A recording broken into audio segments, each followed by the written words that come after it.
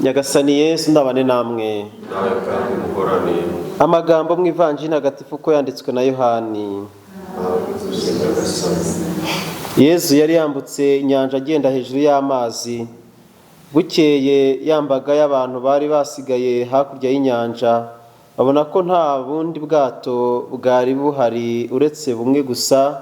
Bari bazi kandi ko Yesu atari yabugiyemo hamwe n'abigishwa be, ahubwo ko abigishwa bari bagiye bonyine. Icyakora andi mato yari yaturutse i Tiberiya, hafi y'aho bari baririye imigati. Yambaga y'abantu ibonye ko Yesu n'abigishwa be batagihari, bajya mu bwato bagana i Kafarinawumu kuhashakira Yesu. Bamusanze hakurya y'inyanja baramubaza bati, mwigisha, wageze hano ryari?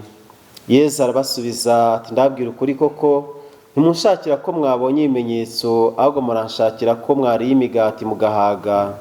Nimujye mukora mudaharanira ibiribwa bishira, ahubwo nimuharanire ibiribwa bihoraho mu bugingo bw'iteka, ibyo Umwana w'umuntu azabaha, kuko ari we Imana Data yashyizeho ikimenyetso. Baramubaza bati, twagenza dute kugira ngo dukore ibyo Imana ishima? Yesu arabasubiza ati, igikorwa Imana ishima ni uko mwakwemera uwo yatumye. Iyo ni Ivanjiri ntagatifu. Urasingizwa Kristu.